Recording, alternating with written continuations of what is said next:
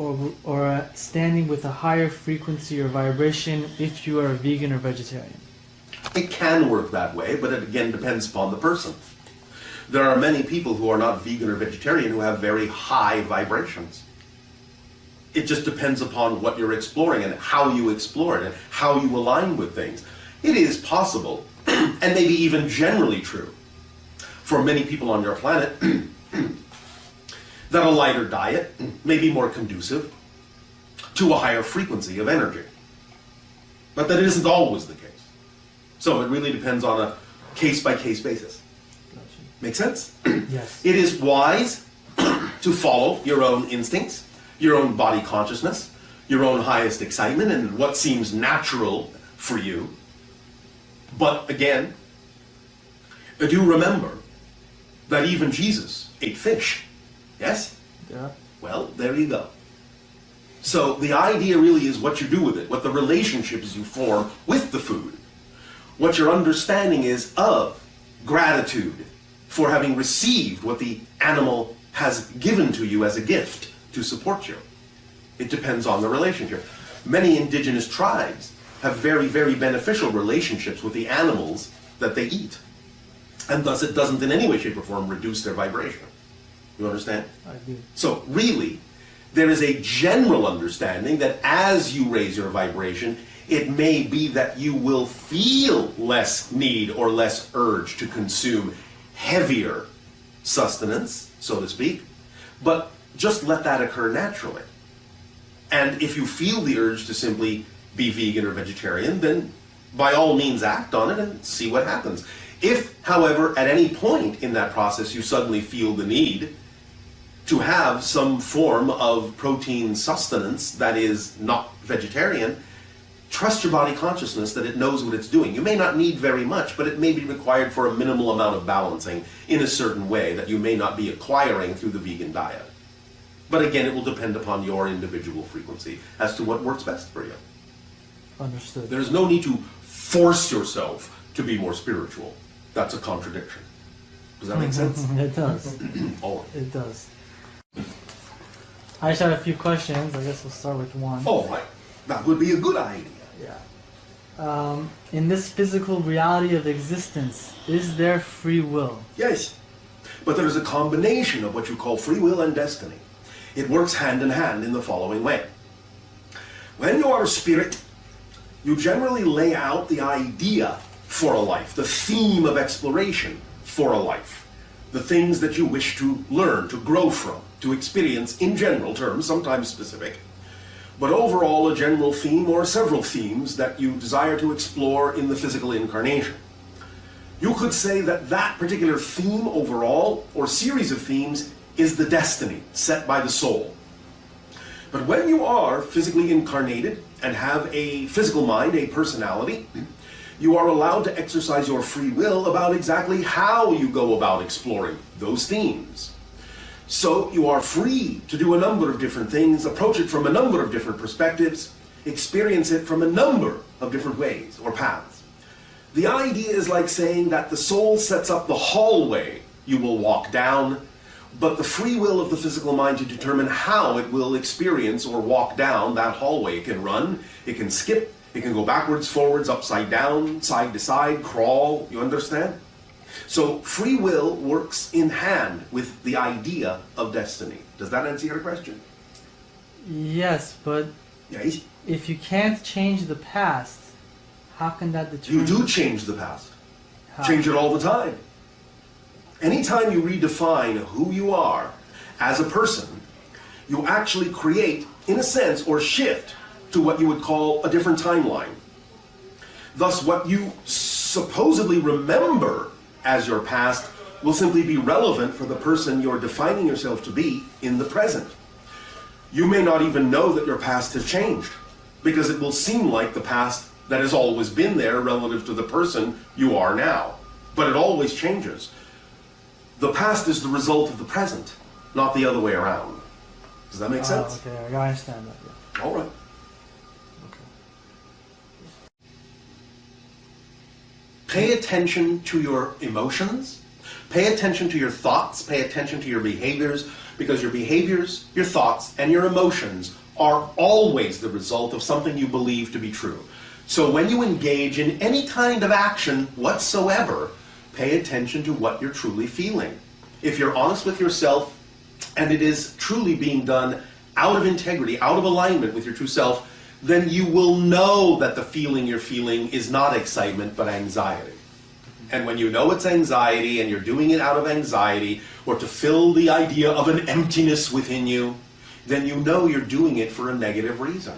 Find out what the negative belief is that would generate those feelings, and change it, and let go of it. And then you will find that you don't have those intentions, you don't have those feelings.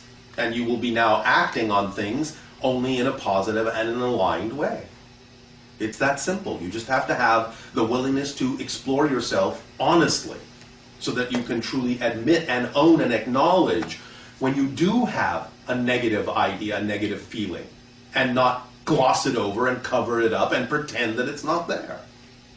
There is nothing to fear about facing those things. You will only discover more of yourself in the exploration. The unknown only contains more of yourself. That's all it can contain.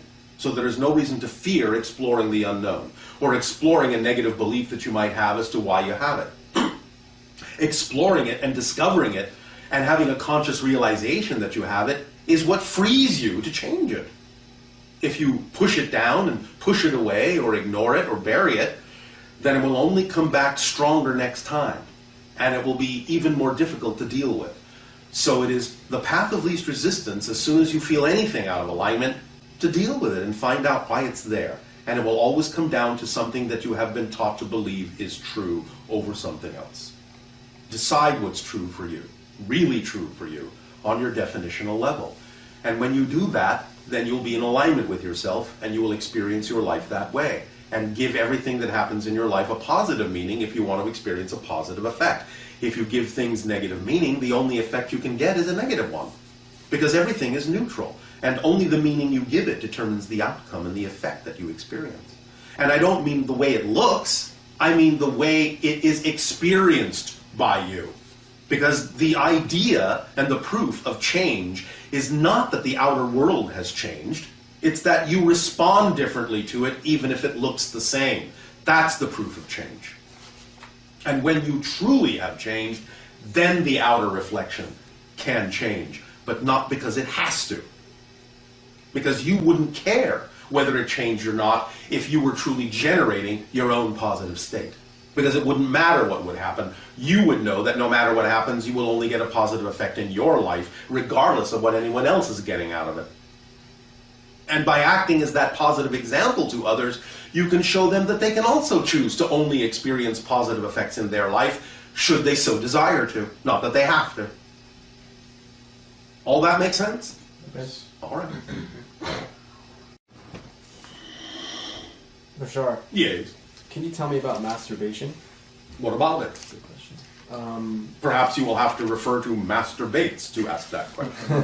Is it a positive thing or a negative thing? Do you understand the idea that anything and everything can serve both functions?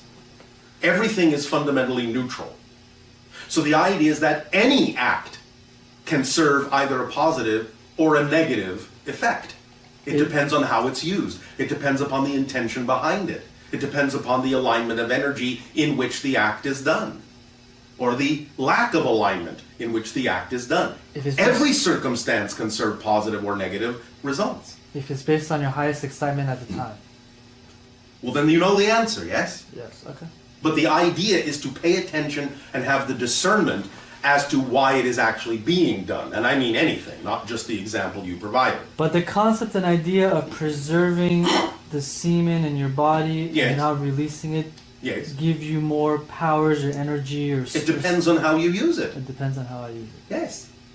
But if I release it and I can still sustain that capacity of energy... Have you ever gone to the gym? Yes. Have you ever run? Yes. Have you ever sweated? Yes. Well, you released a lot of water from your body. Didn't you need it? Yeah. Did it reduce your power? For temporary. And then what did you do? Regenerated. Thank you. Does that answer your question? Yeah. All right, then there you go. You sweated it out for what you believed was a positive action, yes? Yes. You got positive benefits out of losing all that moisture from your body, yes? Yes. So you have to pay attention to the intention behind the act. If it is truly your excitement, then by definition it cannot harm you. The duty that you have is to be honest enough with yourself as to whether the intention behind it actually is positive or negative. Because many of you have the capacity to fool yourselves and think that you're doing something exciting when in fact it's not representative of your excitement. And vice versa. So how do you know for sure? You have to have honesty and willingness to explore and be honest with yourself about the motivations behind what you choose to do. I see. And if you are that honest and that willing, you'll figure it out. I see. Would you be able to tell me anything about the man that was known as Osho? Define. Osho Rajneesh? Oh, all right. What do you wish to know? Just if there's anything you can tell me that was why, like around his, the meaning he was here on Earth. The meaning? Because it seemed like... The meaning was to experience the life that he experiences. The idea is to act as a reflection for those that need to look at things from a certain perspective. Okay. Does that make sense? Yes. Remember that any tool, any technique, any ritual, and any form of delivering information is nothing more than a permission slip that will attract those that require that permission slip to trigger themselves to be more of who they are. So different people will do it in different ways and present themselves in different ways that will be representative of a certain frequency and vibration that works for certain people. Doesn't mean it has to work for everyone. Even the information we deliver, we know, will not work for everyone. But the idea is that we represent the information along a certain frequency domain, and that frequency domain is something that many people will gravitate towards and utilize because they are of a similar frequency. Yes? Okay. So any such teacher, any such master, any such reflection is for the purpose of making sure that all the different belief systems that exist on your planet are accounted for and at least given an opportunity to find the information that is needed in the way that works best for them. Okay. Does that help you? Yes. All right. Hello, Bashar. And you, good day. Would you be able to tell me anything about this whole thing? There's some whole thing on the internet about the reevaluation of currencies around the world.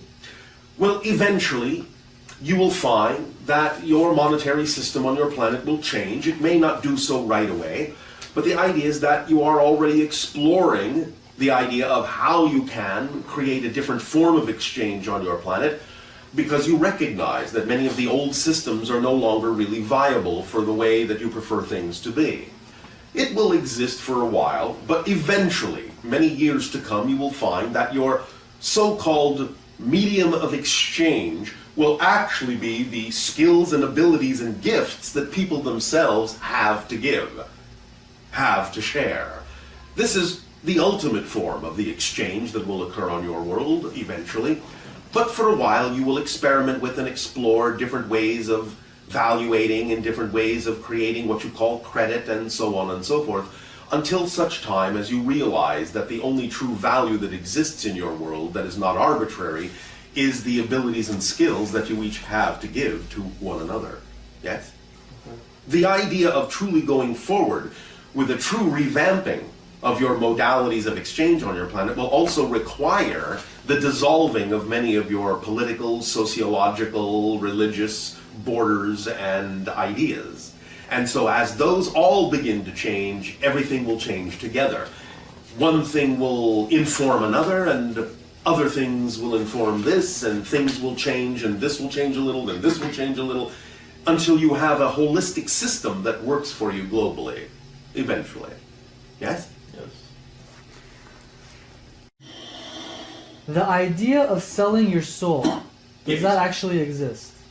Not literally in the way that you mean. No. But the idea is to simply compromise your integrity and be out of alignment with your true vibration. That's really all it means, is to not be true to yourself. Okay, gotcha.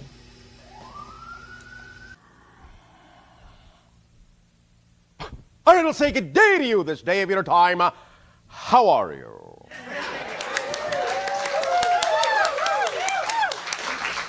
right. Thank you. Good morning, class. Thank you. Today, of your day, we will begin this interaction by first and foremost, once again, thanking each and every one of you for co-creating with us this transmission. We will be conducting this day of your time a type of class, a type of laboratory. There will be a test. Just kidding. No, I'm not. There will be a variety of things that we will do in this interaction today. We will be sharing some knowledge. We will be having some discussion. We will be having some fun. We will be playing some games. We will be exploring many different ideas that we have discussed in the past from a different point of view.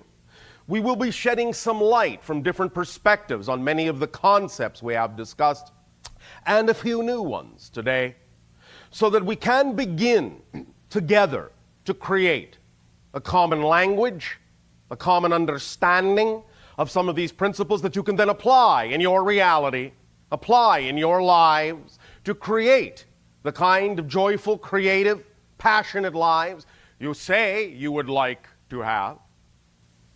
And the purpose again of this is to begin to form a coherent and cohesive understanding, a holistic understanding of many of the different ideas that have been discussed for many years in what you call your metaphysical communities, bringing some of them down to a very simplified and grounded understanding so that, once again, it is easy and effortless to apply in your life.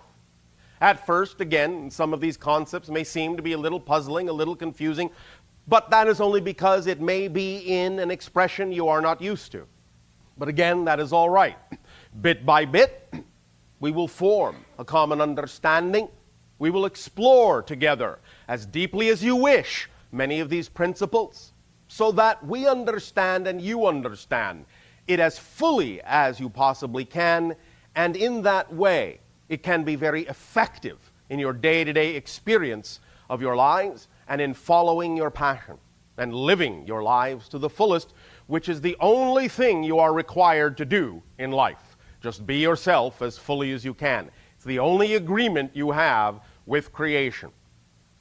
However you choose to do that is up to you, and it is the combination of understanding and agreement that you have created between your physical mind and your higher mind, and learning to form a strong relationship, a close communion between your physical mind and your higher mind is what will allow you to feel that you can glide through life effortlessly, which does not mean you will not have challenges, but will give you the tools with this understanding to face them in a joyful, creative way, to make them play instead of obstacles, and allow yourself to see that the universe really is your playground, and that it is really up to you to decide how you will experience your own existence. But exist you will. You will never change that. We have talked many times about the idea we call the 4 laws, and we will talk about them again today, but in a different way.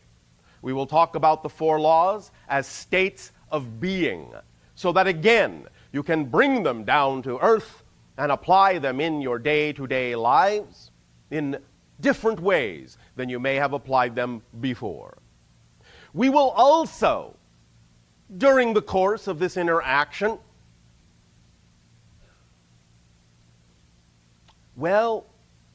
offer you a few brain teasers. Now, these puzzles, these word plays, already exist on your planet. Some of you may already know them. We encouraged the channel to do some research for us, to find certain ones that would touch on certain things for the purpose of illustrating how preconceptions work, how your brains process things, how you think, just for the purpose of playfully illuminating some of the reasons how beliefs and definitions may color what you see in life, and how to be more aware of when you have those particular points of view, and how to change them in a way that serve you. So, during the course of any particular brain teaser, we would like to ask that any of you that may recognize them and know what the answers are, keep that to yourselves, so that those that do not know may benefit from the new experience. All right? All right? Thank you. Want to make sure class is awake. All right. Now then, let us begin in the following way. April. Yes, Bashar. Will you please be so kind as to walk up to the board that has been created and remove the piece of paper in the upper left labeled number 1. And what does it say? It says Prime Radiant. Prime Radiant. Thank you. You may sit. Now, we have discussed this concept a little bit, and today, through the creativity and kindness of many people, we are able to provide a little bit more of a graphic demonstration of this concept to really visually drive the point home into the center of your brain. Remember this: every new thought literally, physiologically alters the neurological pathways in your brain. Every single thought.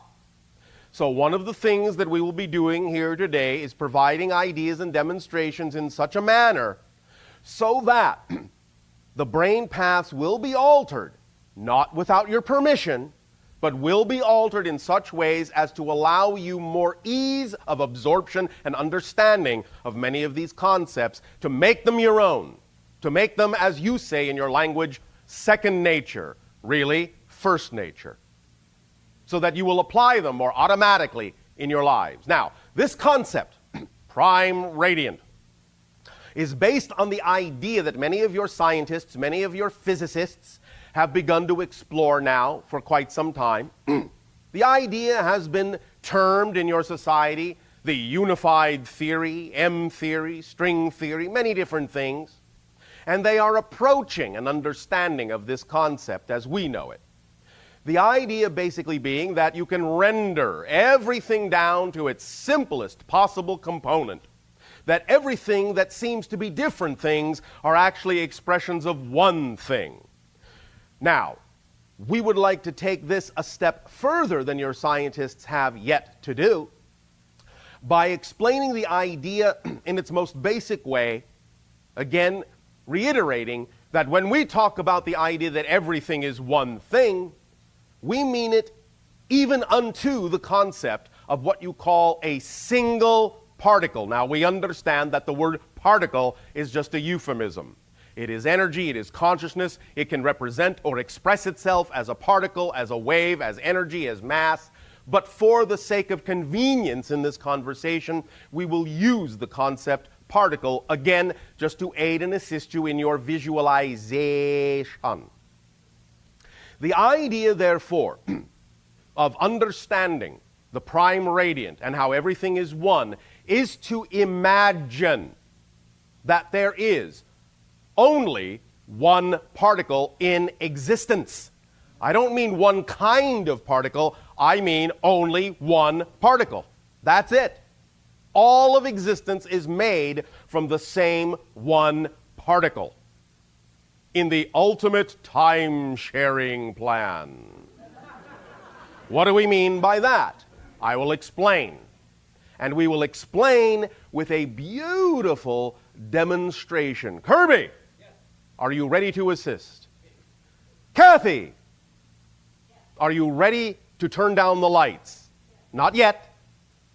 All right. Now, as you can already see, there are on either side of the channel's body 2 round crystals.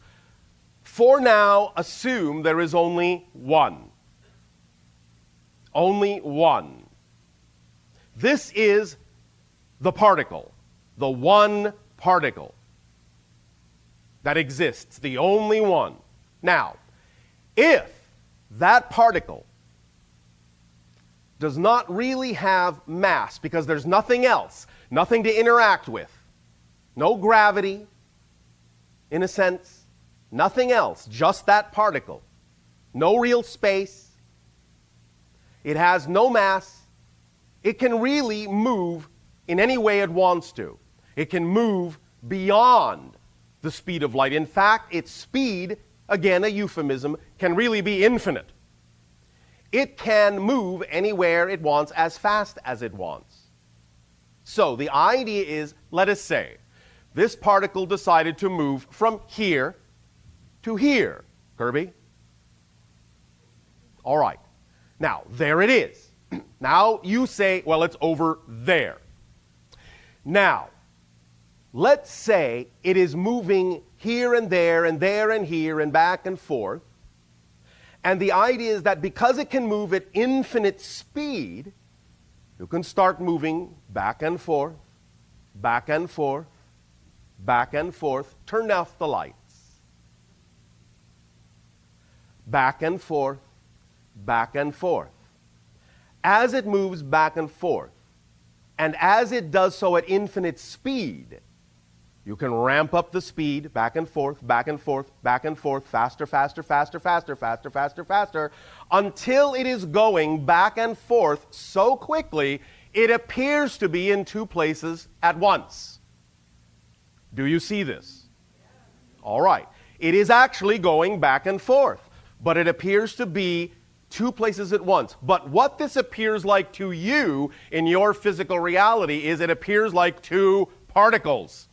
It's not. It's the same particle.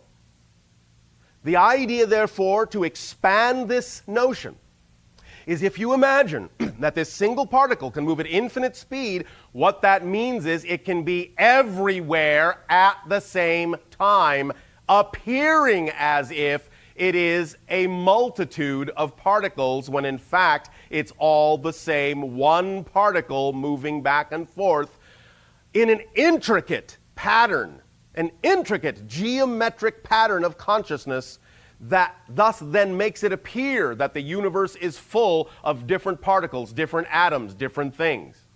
But every single thing, every star, every galaxy, every rock, every being, every atom, every subatomic particle are all made out of the same one particle. So when we talk about the idea of everything being one, not only is it meant spiritually and energetically, it is literally meant physically as well. When this particle crosses its own path in this incredibly beautiful and complex geometric pattern, when it crosses its own path, it reinforces itself. It becomes denser and denser and denser and denser. It has something now to interact with itself on a different path. And as it interacts with itself more and more often on many different paths, in many different perspectives, it becomes denser, denser, denser, denser, and forms the different states of reality from higher dimensions to physical reality. But it's all the same. It's all made out of the same one thing, literally. Does that seem clear to you? All right. You may leave them on, bring up the lights if you wish. Now, thank you very much for your assistance. The idea then is to really understand that as you hold on to this visual, as you replay this in your imagination, and as you then look at any one or anything in your reality, allow yourself to expand this visual image you have now been given today in such a way, bit by bit, at whatever pace is comfortable for you, that when you, let's say, are sitting in front of a rock or sitting in front of another person, however you wish to do it, that you, in your imagination, allow yourself to begin to see in your mind's eye this one single particle going back and forth, back and forth, back and forth, so quickly that you see it actually building up all of the different atoms in you and in the other object or person you are looking at. Back and forth until you are both flickering so fast that it appears you are actually two solid things. The more you practice this visualization, the more you will begin to actually identify with more and more things in creation, because you will truly understand you are actually all made out of the same one thing. And as you begin to do this, and as you begin to practice this more and more, in a relaxed state, in an open state, and really breathe this in and make it your own, however you wish to do it, then you will begin to see other effects begin to happen in your lives. You will start to unlock your point of view on existence, on creation, on physical reality. You will start to experience different kinds of things. You may suddenly have a sensation that nothing around you is real. It may suddenly look very flat, like what you call a fake movie set. It may, on the other hand, suddenly begin to glow more brightly. It may take on all sorts of different qualities. But what all of those effects simply mean is you are starting to see, truly see, with the inner eye, the inner sight, truly see the universe for what it is, the multiverse for what it is, creation for what it is. One and the same thing that only exists now, and that all things coexist simultaneously. You'll begin to expand this ability out and out and out and out to begin to include more and more and more of all the things in creation. When you look at the stars, you will then know, you will then feel and know that all of the atoms in that star are all made out of the same one particle you are made of. Literally. Literally. Literally. Now, we will get into different aspects of this realization a little bit later on as well.